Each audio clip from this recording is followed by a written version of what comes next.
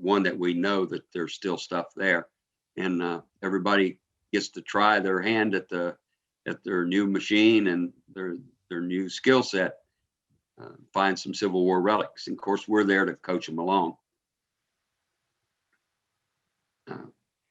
If you want to know any more about that, you can look online and you'll see our postings on Facebook and in the magazine.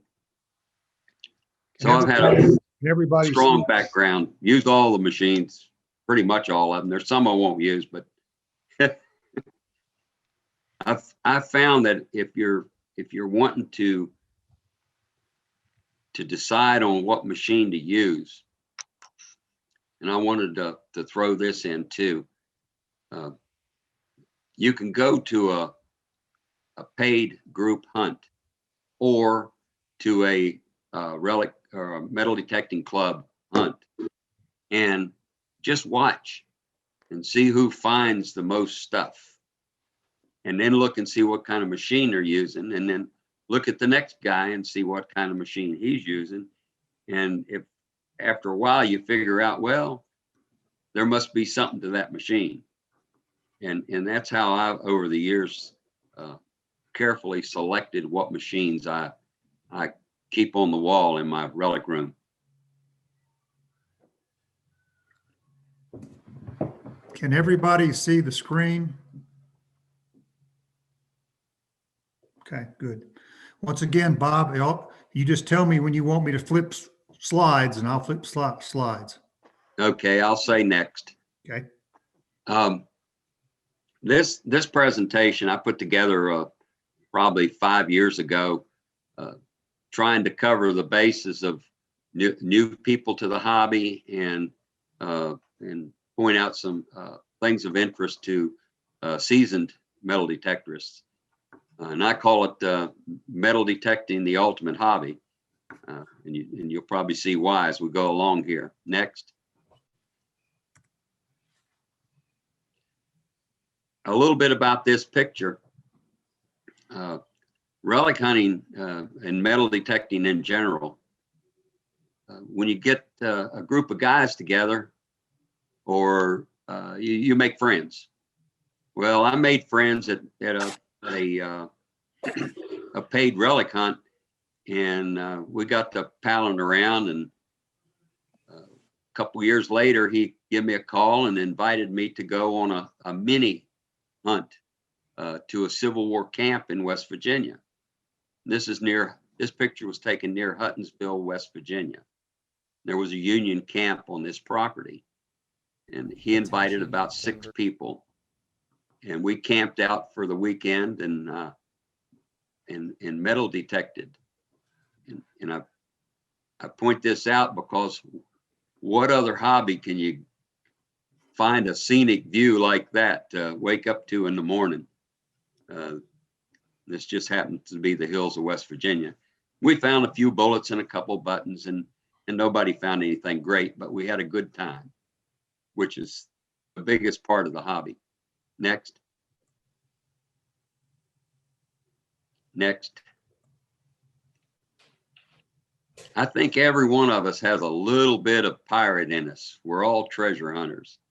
Everybody likes to find a dollar bill blowing across the parking lot, or a quarter by their car tire when they go to get back in it.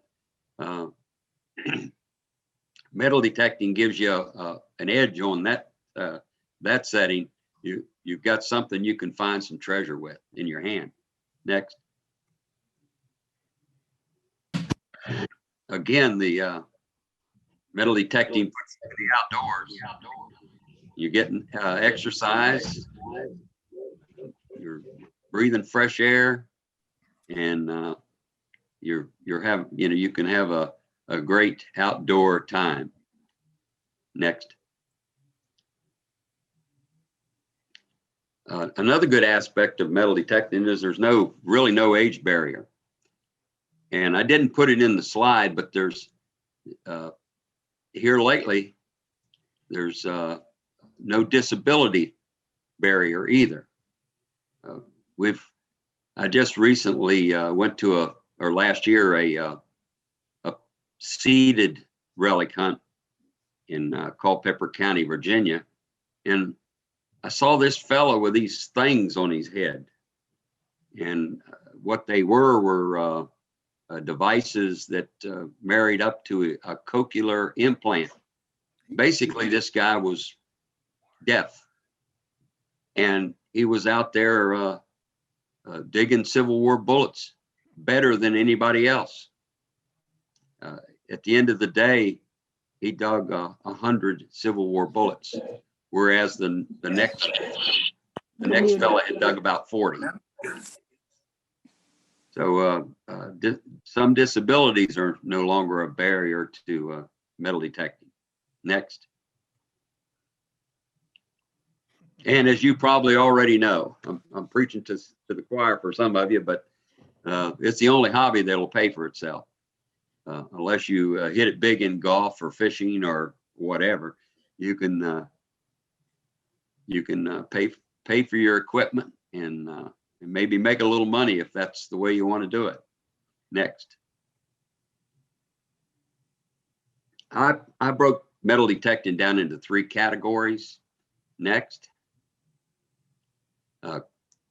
Coin and jewelry or coin shooting, mostly parks and house sites and stuff like that. Next. Relic hunting. Next. As I go along, I'll point out some things. That cluster of buttons is a cluster of silver North Carolina buttons. Sometimes we get lucky and we stumble over a special spot. And for relic hunters, a Civil War Confederate camp that hasn't been damaged too much by other relic hunters is a special spot. And I got into that spot, and but altogether 40 silver North Carolina buttons came out of there. It was a pretty sweet 2 years of relic hunting in and out of that place. Next. And nugget shooting or looking for gold with a metal detector. That's tough business. Next. And I'll tell you a little more about that nugget in that guy's hand there. I think that's my hand, actually. Next. As I said, it's for all ages, and it's fun, and it's relatively an easy hobby to gain a skill in. Go ahead and click it again.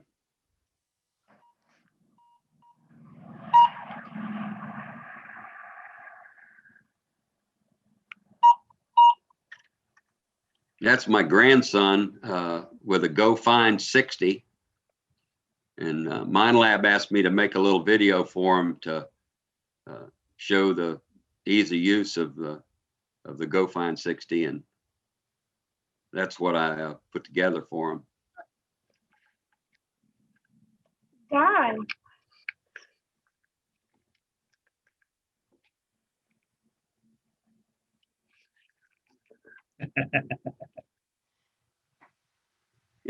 Next. Whoa. Well, if you stay with a good machine and you spend a lot of time using it, you'll amass a lot of coins, maybe a lot of rings. In my case, more relics and Civil War bullets and stuff than coins, and I'll talk about that maybe later. On the left there is my early treasure chests of all my park and beach hunting. I started out as a coin hunter, and thought that's what metal detectors were for until I moved to Virginia. I found out that coins are hard to find around here, but these pesky Civil War relics keep getting in the way. It's awful. Next. Go ahead and click it again. Relic hunting will get you in the bushes and in the thickets, and It's a little bit tougher than park hunting. Digging. An old Dan.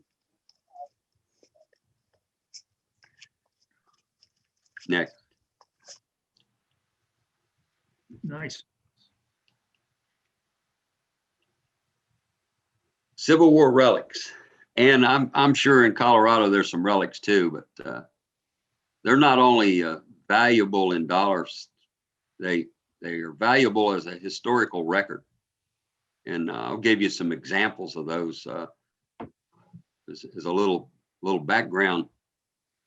Most of the reference books written on Civil War artifacts, and I'm going to say 98% of the reference books were written by metal detectorists or relic hunters. The archaeologists didn't lend a whole lot to the historical record of what was what and where it was found. Many relic hunters keep good records, notes of what they found, where they found it, and if they could, what it means, you know. All the relics on the left I found. Those are some of my better finds.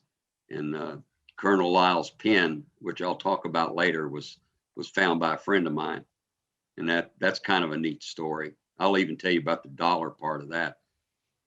Go ahead. Gold detecting.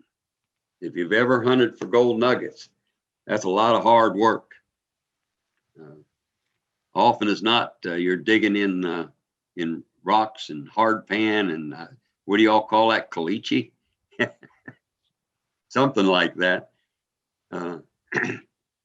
All for a little speck of gold.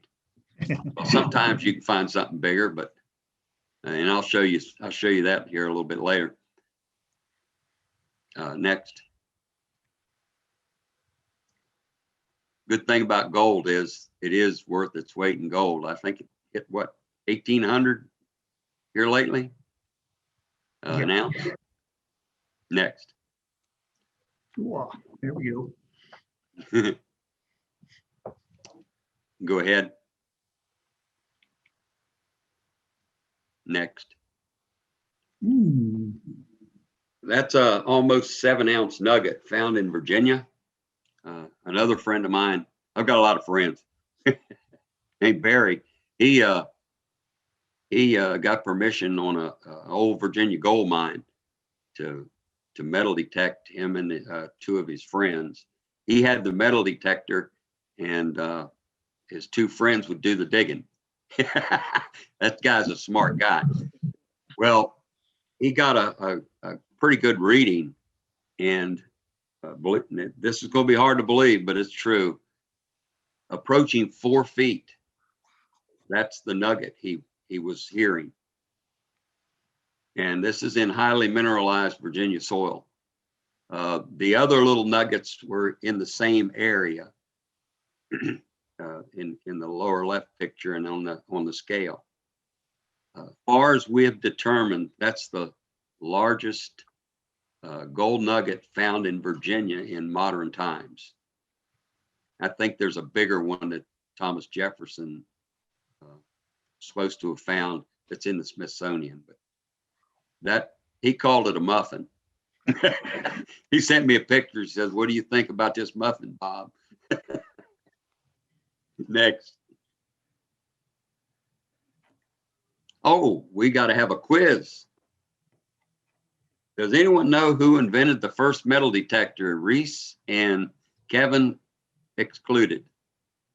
They may have heard this before. Well, go ahead. We'll give the answer away here. Next slide. Alexander Graham Bell invented the first metal detector in the 1800s, and he did it in an attempt to locate a bullet that was lodged in President Garfield's back. The metal detector worked fine, but he couldn't find the bullet, and it puzzled him for a while after he gave up. until he realized that they had President Garfield laying on a metal bed. So that defeated his little metal detector. Next. For those looking at the industry and what kind of companies are out there, they're all good. White's has gone by the wayside, but I understand Garrett's has purchased their business rights, and we don't know what. I haven't heard what they're going to do with it yet. But I will recommend one metal detector, which when someone comes to me and asks, the most reasonably priced, efficient metal detector with a lot of power is the Technetics T2. That, if I only had one machine in the world that was a reasonably priced machine, that's the machine I'd get.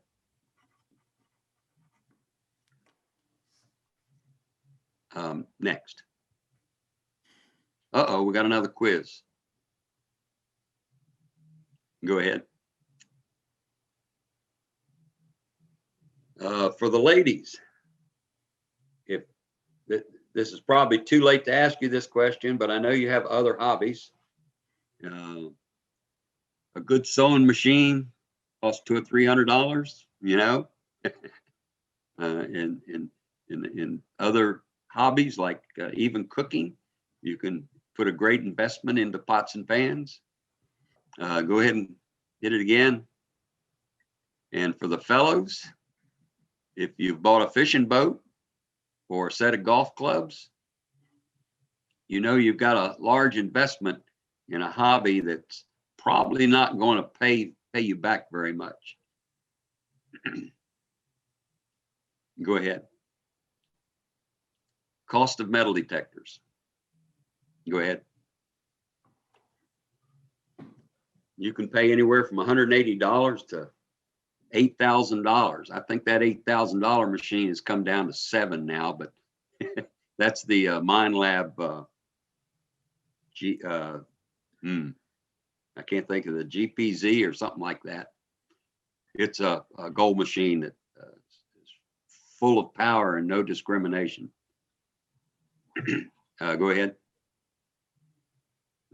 And my advice to anyone is to spend as much as you can. If you're going to start metal detecting, spend as much as you can afford for a machine that you've done a little research on, and at least, you know, $400 to $600. That T2 Technetics, and I'm not affiliated with anybody, can be used for around $300. I think new they're about $400, somewhere in that neighborhood. But all machines are good. If you use them a lot, you learn their language. They all talk a little different, and after a while, you learn the language of your machine. You're going to find a lot of good stuff. Next. A little bit of technical stuff for those who don't know. Next. There used to be a BF metal detector called a beat frequency machine. You couldn't really do much with those except know you had something metal in the ground. And then later there was a TR machine, which is transmit receive machine. And if you got real good with one, you could tell by the sound whether you were over silver or something else. That's about as good as I could get with one. I could tell I was probably on a silver coin or something silver. Go ahead. Nowadays, there's only two types of machines. Very low frequency or a VLF machine, which most of the machines are. They're the lower cost ones, you know, anywhere from $180 to you know, maybe $1,200, $1,400. And go ahead. The second type is a pulse induction machine or a PI machine. And there's only a couple companies make those machines. Garrett makes one, and MindLab makes one. A little story about the pulse induction machine. In this part of the world, the ground is highly mineralized in some areas, especially Orange County, Virginia, and Culpeper County, Virginia. It's red dirt. It's full of minerals. When we started finding out about the pulse induction machine, the one that was being used was the MindLab GPX.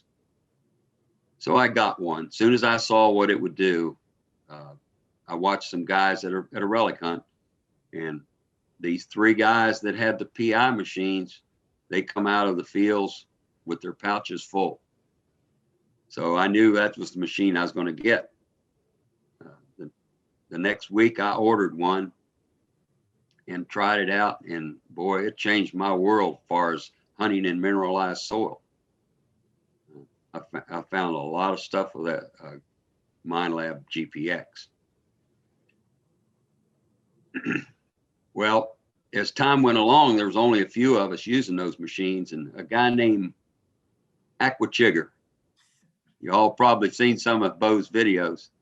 He gave me a call one day and he said, "Bob," he said, is that GPX as good as you say it is?"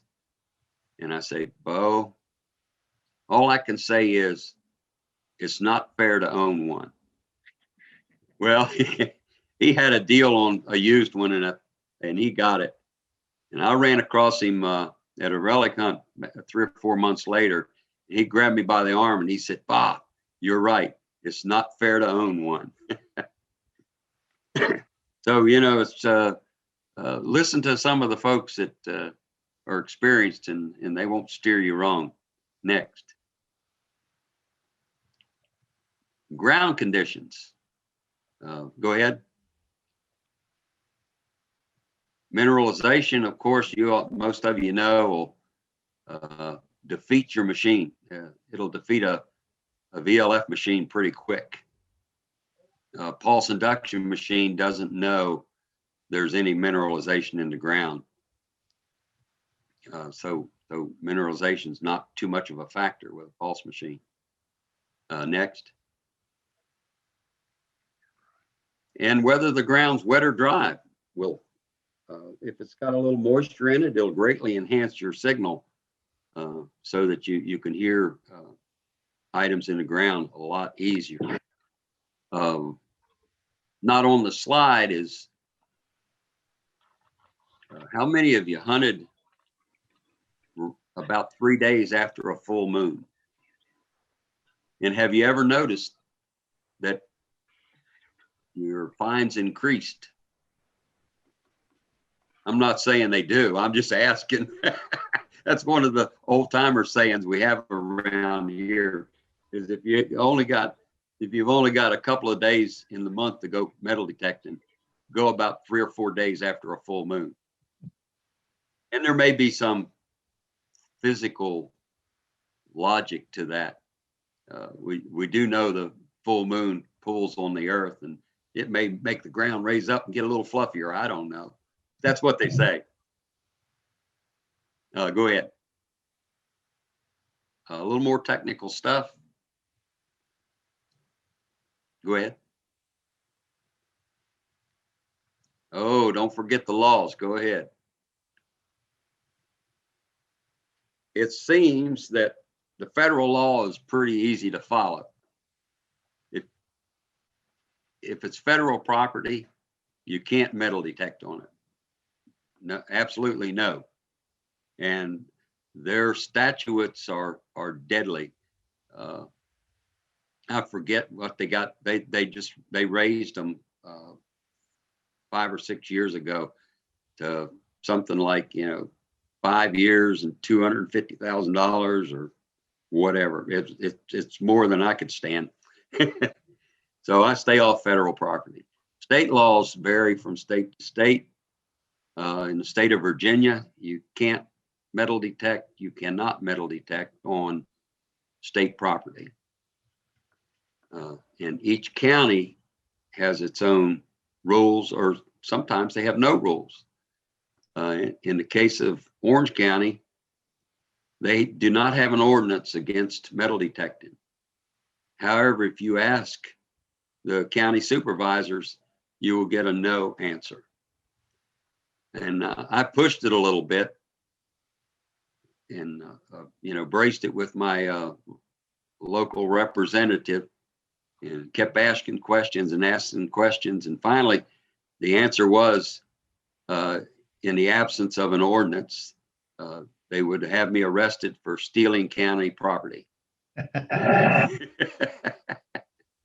So I told you that to take you back to the video of my grandson with his go find 60 on school county property. And while I was doing the video, I really hoped the county deputy would come by and arrest us both, give us a ticket, because I was going to take it to court and see if it passed the laugh test. I don't think it would. Next. Private property. That's where most of us hunt. If you're hunting on private property, the best rule is to have written permission. Even if it's somebody you know very well, it's still good to have written permission. Next. Oh, the hazards of metal detecting. Go ahead. I think we know them all. Ticks, chigger snakes, underground power, all kinds of problems out there.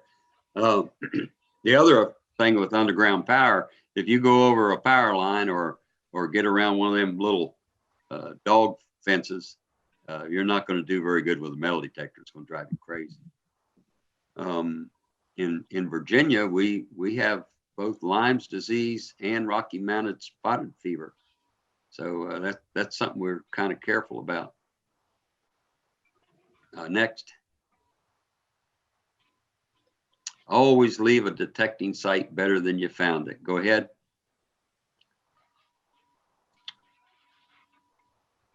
If you can't do anything else and you're out there metal detecting, you don't find much, at least pick up a little bit of trash and take it with you. And always fill your holes. Go ahead. Oh, it wiggled, didn't it? Okay. How do you find a good site? A little bit of research is called for. And in fact, just before, when I was asked to do this talk, I did a little bit of research. I talk a lot about relics and Civil War because that's what we have around here. And I've talked to Westerners before, and we don't have that out here. Well, if you didn't know it, there's a Confederate camp down by Pikes Peak. You can do your research, and maybe you can find it. Or when the Civil War broke out, there was a contingent of Confederates or Southern sympathizers in the Denver area, and they rallied and developed a Confederate camp down by Pikes Peak. And the Union sympathizers and Union soldiers got together and they went down there to arrest them, take them in tow. But when they got to the camp, they were gone. So you did have Confederates in the Denver area, and you did have Union soldiers in the Denver area. So there should be some Civil War items somewhere. The other thing I might mention is soldiers after the Civil War scattered across the United States. And I'll have an example at the end of this of one that went west. He didn't land in Colorado, but I'm sure a bunch of Civil War soldiers landed in Colorado. If you can identify a house site that existed in 1865, there's a chance that there's a Civil War soldier might have come home or or went to that site and started living there. Well, they took all their stuff with them. And after a few years, their stuff got to be old hat. The kids played with it. Some of it went out back and was lost in the backyard or in the backfield. All of my Confederate buckles I've found around house sites. So, another story is there's a fellow in I think it's not Ohio, but maybe Illinois. He's found 2 Confederate buckles in Illinois, where Union soldiers had taken them as prizes and souvenirs and took them home, and they wound up out in the backyard or out in the backwoods. The best source for research is to talk to old timers. They can tell you where all the old parks were, the swimming holes. Those are the guys who remember where things actually were. And of course, reading books and county records and old maps can help too. Next. It's gonna shake on all up now. Go ahead. Getting permission, boy, that's sometimes hard. I've been told no a lot of times, but you've got to be bold, and it doesn't hurt to fix yourself up a business card. It took me about 4 or 5 months to develop my business card, and you want to put things on there like, of course, your name and your picture, so they know it's you, and maybe some of your credentials. That always helps. And I don't put my phone number on my card. I put my email address. I have control over my email. I don't have to respond to an email, but when the phone rings, you have to look at it at least. So if somebody needs my phone number and I want to give it to them, I'll write it on the back of the card. Go ahead.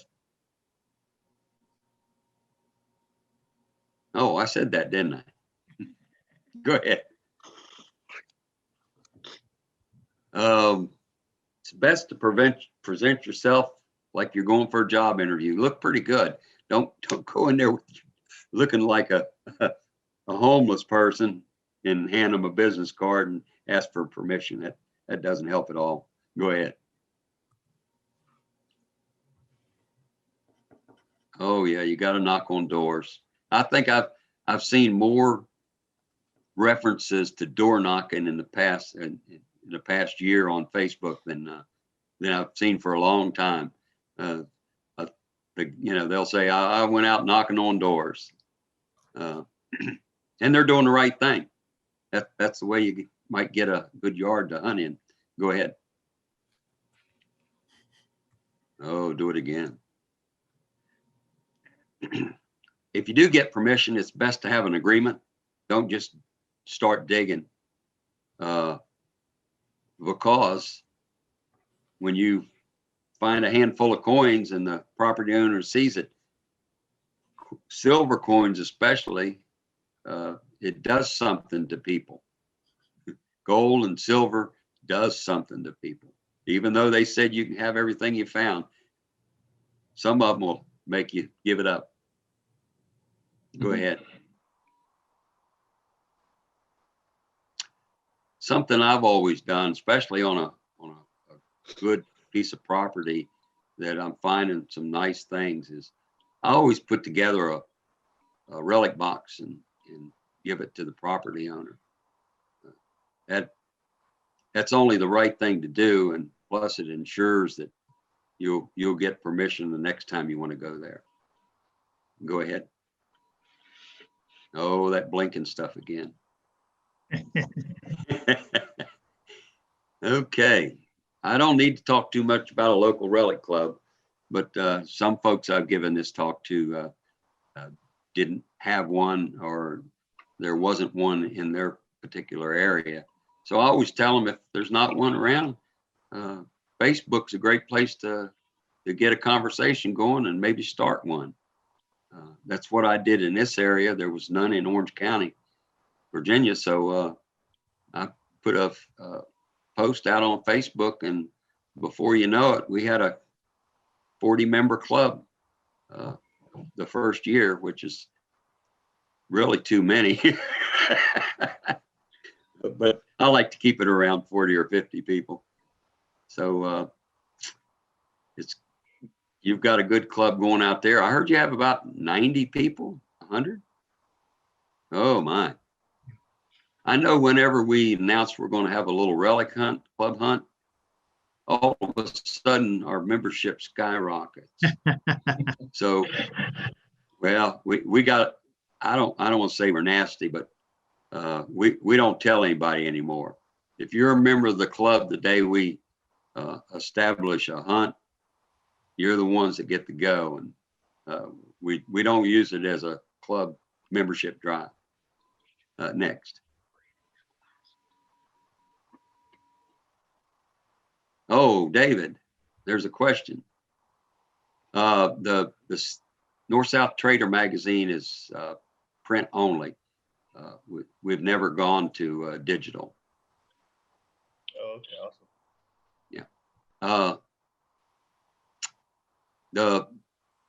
I don't need to go through this. You all know about bylaws and elect officers and having fun. You all have too much fun, I heard. Okay, you let me know when I run out of time. One of the best parts of metal detecting is just having fun with the history that you're uncovering, or even your friends are uncovering. Go ahead. And these are a few examples. There's 3 fellows that live around me that wanted to start metal detecting, and they knew my son, but they didn't know me. And my son sent them to me, and I advised them on what to get and took them out and showed them how to run the machines. And they all 3 of them turned into monsters. They dig more stuff than I do. It's sort of embarrassing sometimes, but that's okay. I trained them well. One of them dug this not too far from my house, and what it is a Spanish 2 real, 1786 real, that had stamped on it knuckle opera troupe. Well, he found that thing, and I was all over it. It's called a counter-struck coin, and the knuckle opera troupe was easy to find. So I did some research on it, and he and I wrote an article for the magazine, and it turns out that this fella Knuckle ran a minstrel show in Washington, D.C. and Richmond. And John Wilkes Booth actually worked for him. So who knows, maybe John Wilkes Booth helped stamp that coin. You know, you can say whatever you want. You can't say he didn't. But that's the kind of history that can surface from metal detecting. I'll wait a second so you can finish reading that. I won't have to read it all. It's a pretty rare coin. It's he eventually sold it to me.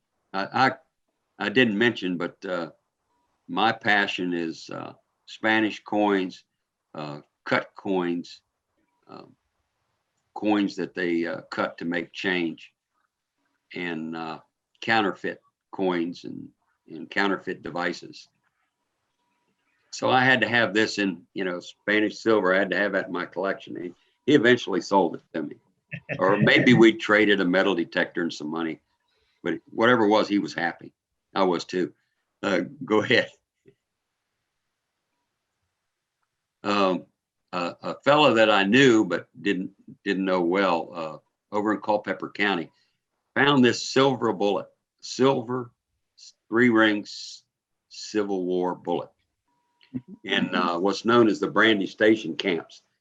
For 1 year, nearly the entire Union Army camped in Culpeper in Fauquier County, Virginia, and they lost a lot of stuff in that camp. It's also highly mineralized soil, so the finds keep coming out of there. For the past 10 years, it's like a gold mine of Civil War relics. Anyway, he dug this thing and he sold it to a friend of mine, and since it was silver, I kind of thought it should go in my collection.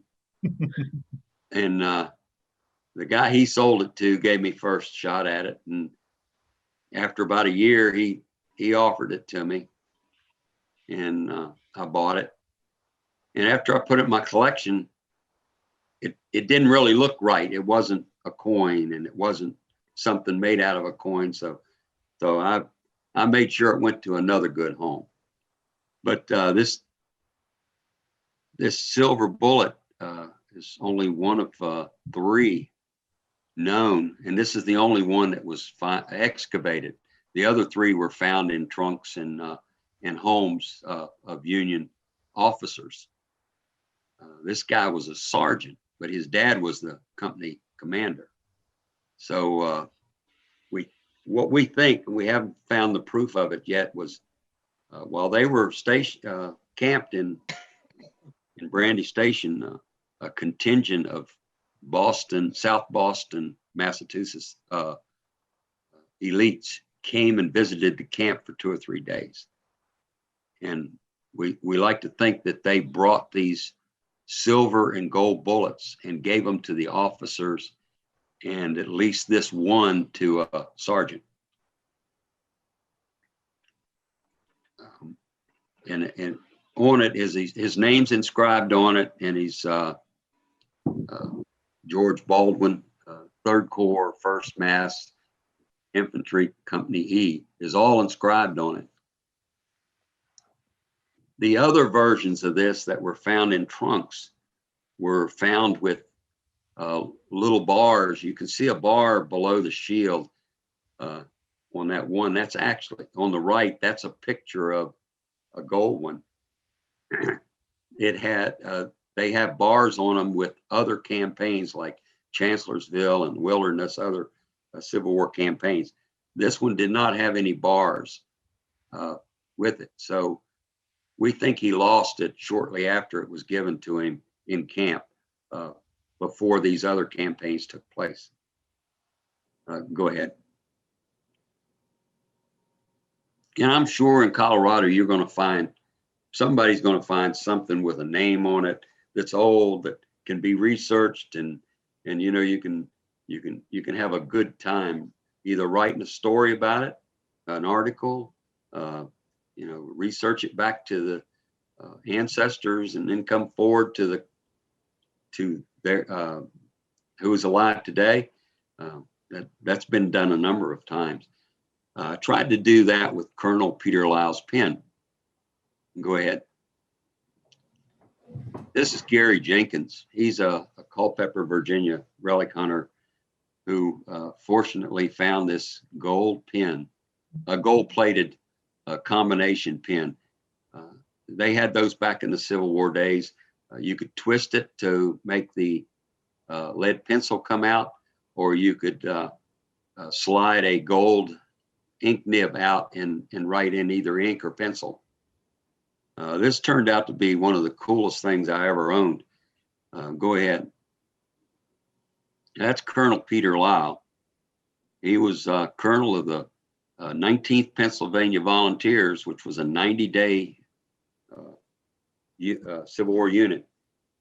At the end of their 90 days, they disbanded, and the state formed the 90th Pennsylvania Volunteers, which most of the guys in the 19th immediately joined the 90th. And Colonel Peter Lyle was, again, colonel of that company. Go ahead. That's a better picture of the pen.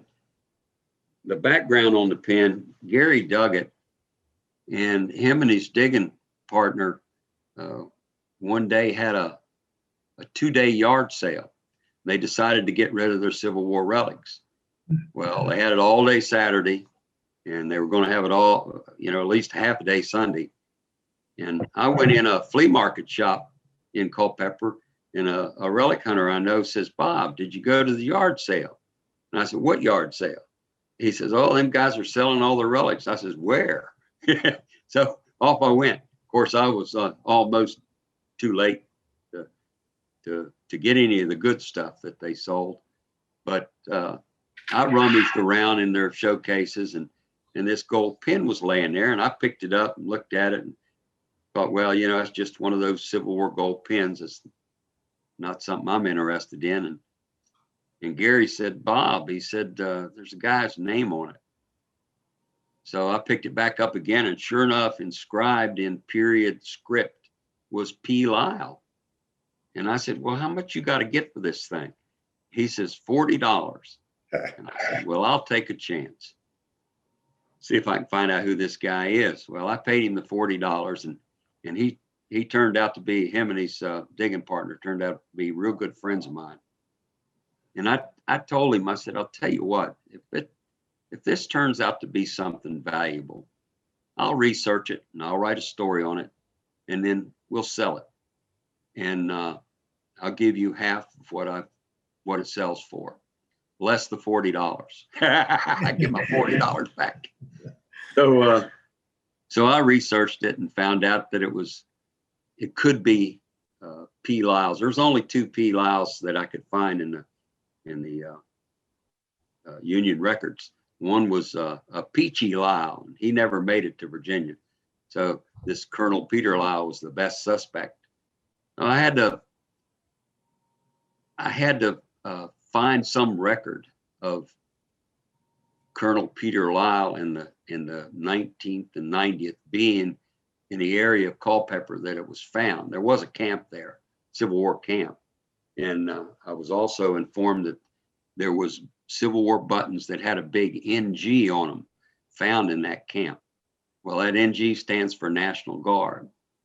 And as it turned out, the 19th Pennsylvania was the 19th Pennsylvania National Guard, and they had NG buttons. So that helped a little bit. You can't just come out and say this was his pen. You got to prove it. Well, I ran across on eBay. I found a book, Letters from the 19th and 90th Pennsylvania. I mean, it was like it was meant for me to find that book. So I bought that book, and right there in the book, it said west of Culpeper, a certain number of miles in the distance, we could see Cedar Mountain. So I had Gary and his friend take me over to the site. And sure enough, we were west of Culpeper, and you could see Cedar Mountain in the distance. So that was as close as I could come to proving that was his pen. And everybody really thinks it is.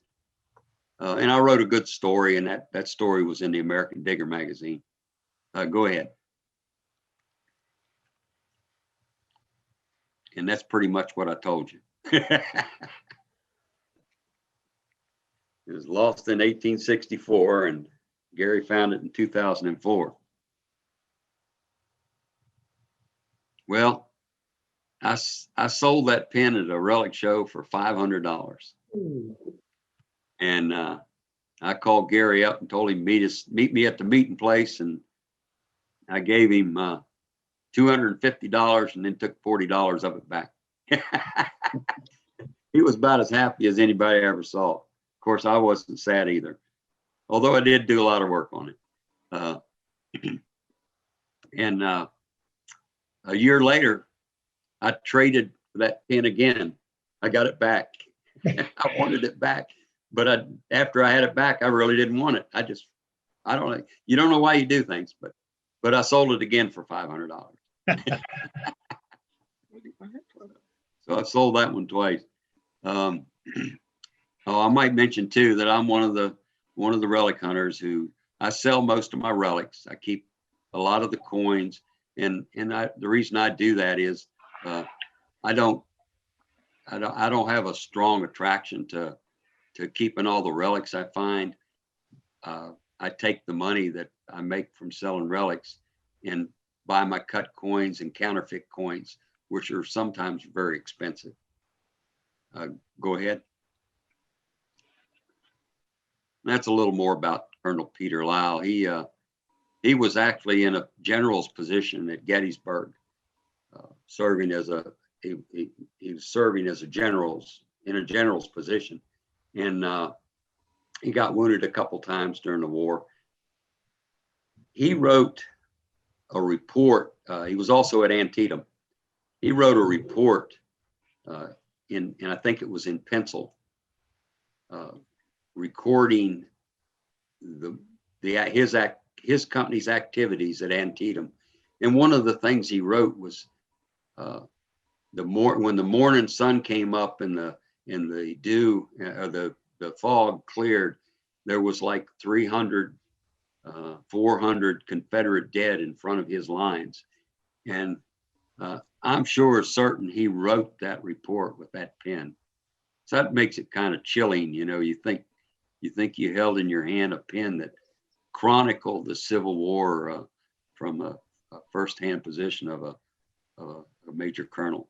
He went on to be a sheriff of Philadelphia almost forever.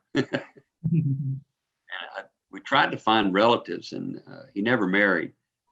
We did find a sister, but we couldn't track anybody from the sister to nowadays. So we didn't have anybody to offer it to in the family, but we tried. Go ahead. Okay, this is am I running out of time? We're getting kind of tight. Okay, I'll go quick. This is my pride and joy. Everybody in the Civil War relic world wants to find an ID piece. This is John Shannon's 5th Corps badge. I found it on the Wilderness battlefield. Now, not on the park, but on private land that was part of the Wilderness battlefield, a place called Saunders Field, where a lot of heavy fighting took place. And obviously, John Shannon lost his 5th Corps badge.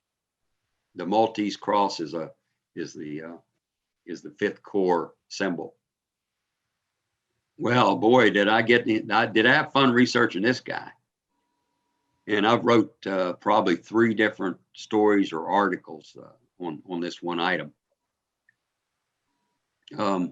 He was wounded a couple of times, and he was wounded again around Petersburg. There was a big fight at a place called Weldon's Railroad, and he got captured. And this poor guy spent time in Libby prison. These are all Confederate prisons now.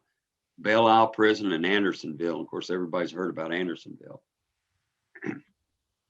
Finally, at the end of the war, he was exchanged and at Annapolis and honorably discharged. And the medical officer described him as a human skeleton and a wreck of a man, which is pretty. You can find stuff like this in the records on file in Washington, the archives. If you ever do wind up researching a soldier, always ask for his muster records and his I can't think of the term, his pension records, because it was the pension records that told me the rest of his story. Well, he went home to New Jersey, and about a year later, he and his dad had such a serious disagreement that he left home, moved out to Oregon. Now, here's one of those Civil War soldiers that left Virginia or left the East Coast and went west. He went to Oregon and changed his name to Charles McGuire. And I only figured that out through his pension records. So he worked as Charles McGuire in Oregon as a miller, and he married and had children. And later on, they allowed soldiers to apply for a pension, and he did in 1892, and he got $12 a month. And he died in Oregon at age 55. I imagine the war took a toll on his overall health. I don't know about Oregon, whether it'd be unhealthy out there or not, but imagine a miller didn't do a lot of hard work, did they? Bag wheat, flour. All right, go ahead. Just as an example, I put this slide presentation together the last time in 2018, but in 2018, one of my neighbors, prolific relic hunter, young guy, stumbled over a 1795 half dime, which is a really rare coin. So there's still valuable, rare coins in the ground. And I'm sure you guys get to look for gold coins. One thing about that coin is kind of cool too. I think I heard later that George Washington's wife gave up some of their family silver to make the first group of coins. I don't know if that's true or not, but it's a nice story. So there's still great things to find out there. Go ahead. I appreciate you all having me give you a talk, and I hope it was worth your while to listen. It certainly was. Like I say, that was a great presentation. We thank you taking time to do it.